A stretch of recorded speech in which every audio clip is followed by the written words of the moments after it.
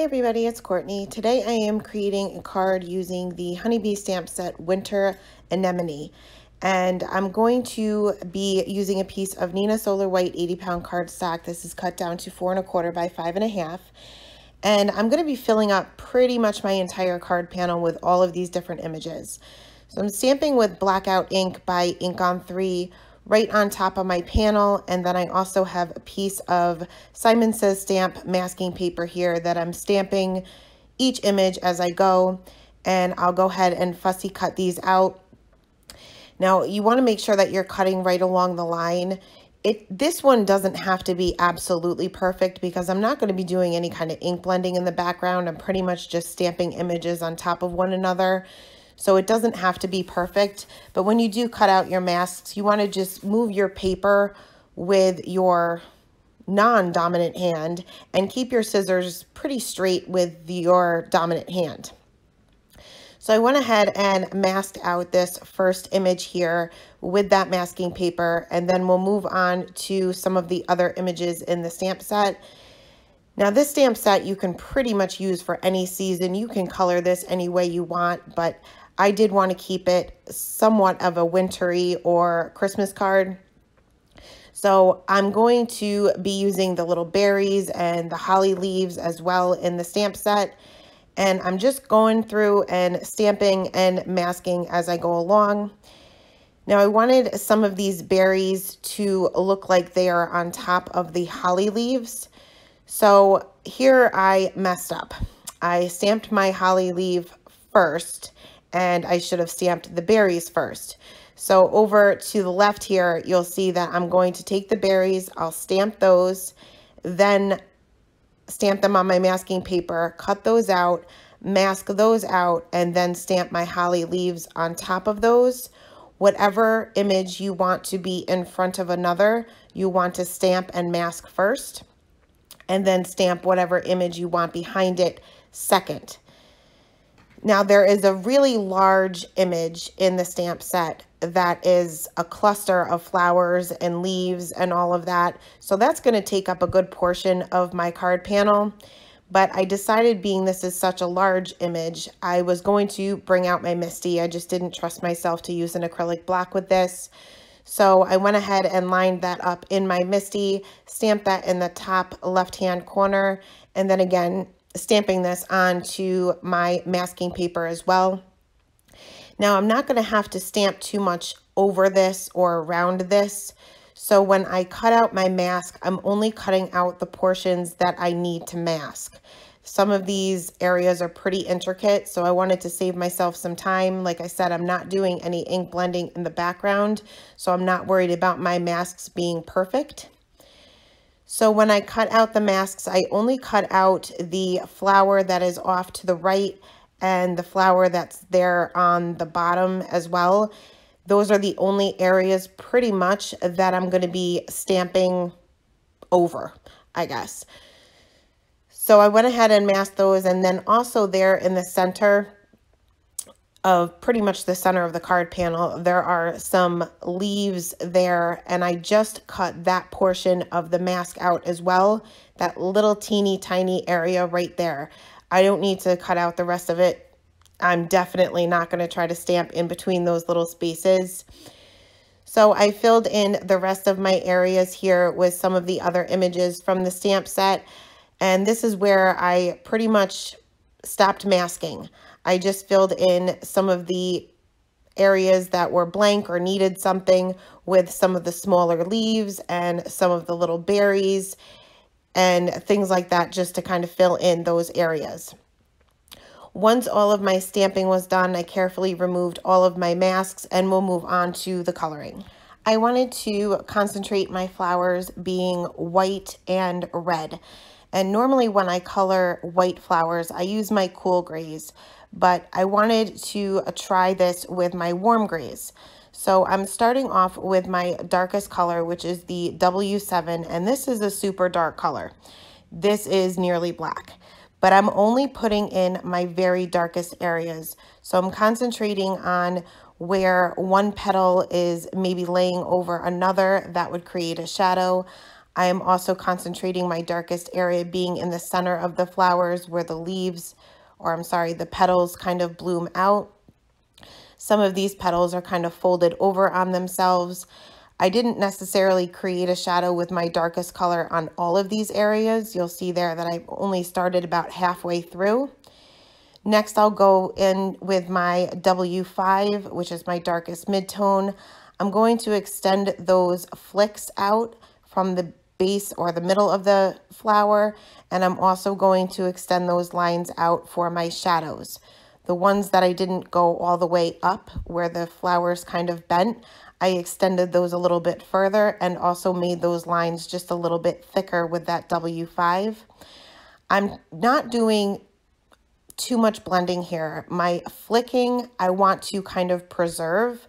I don't want it to be a smooth transition. I want to preserve those flick marks. Next, I'll go in with my W3, and I'm pretty much doing the same thing here, just extending those flicks out, and this time almost going to the edge of the petal, and I'm also extending those and those areas out where my shadows are and thickening up those lines a bit. Also, the ones that I didn't necessarily create the entire shadow with my darkest color, I'm going in and finishing up that shadowed area before I move on to my lightest color, which is the W1. And here I am flicking pretty much to the edge of the petal, but again, not doing too much blending here. I want to preserve those flick lines. This will give the flower a little bit of texture. Once this flower was done, we'll move on to this bud right here, and I'm going to move on to my reds. And this time I'm going to start with my lightest color and map out my darkest areas. The gray markers blend really well, so I don't necessarily feel the need to go in with my lightest color first, but here I will. So these are going to have more shadows than an open flower. So I'm just concentrating, again, my shadows being where these petals are lying underneath one another. There's a few petals off to the side that are kind of curved and bent over on itself, actually. So I'm concentrating my darkest areas there. My darkest color I'm using very sparingly. There are some of the smaller petals that I'm just putting in a very small line with the tip of my marker. Some of the larger petals, mainly on the bottom of the flower, I am doing some flicking. Again, I want to preserve this flicking, so I'm not going to over blend here. Once my darkest color was down, I'll move on to my R46 and extend those flicks out and also extend some of those shadow areas out just like I did with the gray flower. Some of the areas for my shadows, I didn't totally go over that line with the darkest color. I kind of stopped midway through, but this is where I'll finish that line off and also extend that out and make that line a little bit thicker. Next, I'll move on to my lightest midtone, which is the R43, and extend all of those flicks out even further. Again, not over blending, making sure I preserve those flick lines. For these smaller petals, you're really not going to see too many flicks. They're pretty much going to be a smoother blend just because they're such a tiny area. Finally, I'll go back in with my lightest color, the R20, and just flick those areas out to blend all of that together. Once my red flower was done, we'll move on to some of these holly leaves. And I'm going to be using my G markers here naturally. And I'm starting again with my lightest color. And I'm mapping out my darkest areas being in the center of the leaf, but kind of like where these veins are. And also where it's kind of curved on the edges. It's like a scalloped border, it reminds me of. Next, I'll go in with my G28 and go over those same lines, blend that out with my G46, make those lines a little bit thicker. I'm also creating a little bit of a shadow where this leaf is underneath that one larger flower there. Blend that out with the G82 and then finally back to that G21. I wasn't getting enough contrast with the G28 or G82 and G21. So I'll show you one more leaf here, and I ended up bringing in my G24 instead of the G28. But again, going in with my lightest color, mapping out my darkest areas. Then I'll go in with that G28 and go over those lines that are part of the image, so they're really easy to follow. And I'm not really extending those lines too much. I'm pretty much just going over those lines directly. Next, I'll blend that out with my G46 and make those lines a little bit thicker. And I'm just putting a little C-shaped where these leaves are curved, I guess. I really don't know the word for it. Next, I'll go in with the G28 or G24 rather, and extend those lines out and extend those little C's that we created on the sides of the leaf. And then finally blend that out with the G21. I'll show you one more flower here. This is the open flower, so it's a little bit easier to see the flicking. And I'm going to be coloring this with my grays, but I'll speed this up. Again, starting with my darkest color here, just laying out my shadows and concentrating my darkest areas being in the center of the flower. Not doing too many flicks with my darkest color. I want to mainly preserve this for my shadows. Now also that one red flower is kind of hanging over, that would create a shadow. Some of the leaves from the other flower there also hang over, that would also create a shadow. You don't necessarily have to create every shadow with your darkest color. You can certainly use your mid-tone for that, which I am for most of these areas. The W5, I'm starting my flicks a little bit further and thickening up some of those shadows that we already did create. Next, for the W3, extending those flicks out a little bit further, again trying not to overblend, preserving those flick lines. Some of the petals that are hanging underneath that one flower, that's pretty much going to be dark. You're not going to have too much of a highlight there. Finally, going in with my W1, extending all of those flicks out almost to the edge of each of the petals. Next, I'll move on to the little berries here, and I'm going to be using some more R markers, starting off with my lightest color and just mapping out my darkest areas. I didn't really end up getting too much of a contrast with these, but I am creating shadows where one berry is laying underneath another. Going in with this darkest color, which is actually the darkest color that we also used in the red flowers, blending that out with the mid-tone, and then finally back to the lightest color. For the center of the flowers, I wanted these to be kind of like a golden yellow. So I'm starting off with my lightest color and mapping out my darkest areas. For the open flower, it would be around the edge of the circle.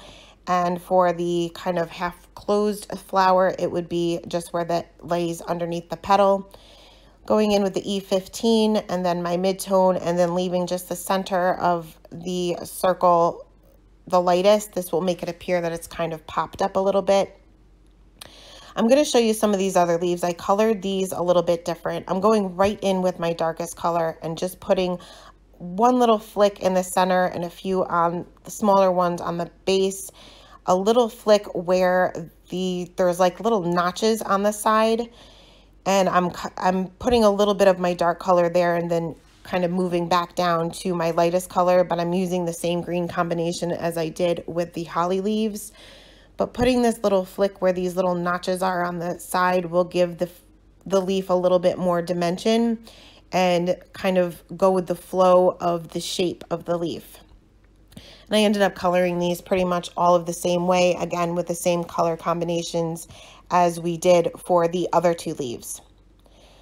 For these little sprigs, I don't know what these are, I'm just going to go in with one of my R markers here, and I'm just putting a dot of color. Obviously, there is not enough room here to do any kind of shading whatsoever, so I just went in with my solid color just to give this a little bit of color.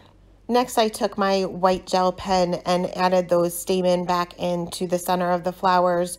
We kind of lost those with all of the dark colors that we used in the center. You can't really notice it too much on the grayish flowers, but they really do pop out on the red. Once all my coloring was finally done, we'll move on to the sentiment.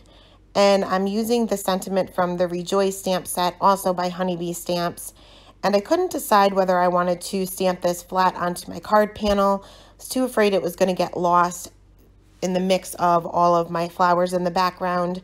So I ended up taking a scrap piece of black cardstock, and I treated this with my anti-static tool, stamped my sentiment with Versamark ink, and sprinkled this with gold embossing powder by Ranger. Once that was heat set, I took my paper trimmer and cut this down into a small strip. I wanted to make sure I didn't cover too much of my background up. I spent way too much time coloring this that I didn't want this to be covered up too much. So I cut this down with a strip and popped that into the center of my card panel with some Scotch foam tape, and then decided that I wanted to add some shimmer to the flowers, which I always seem to decide after I add my sentiment strips, so you have to end up going around it. But it was fine. I ended up taking a Spectrum Noir sparkle pen and added sparkle to every single one of the flowers. I adhered this to an A2 size card base, and that is it for this one, guys. Thanks so much for stopping by, and have a great day. Bye.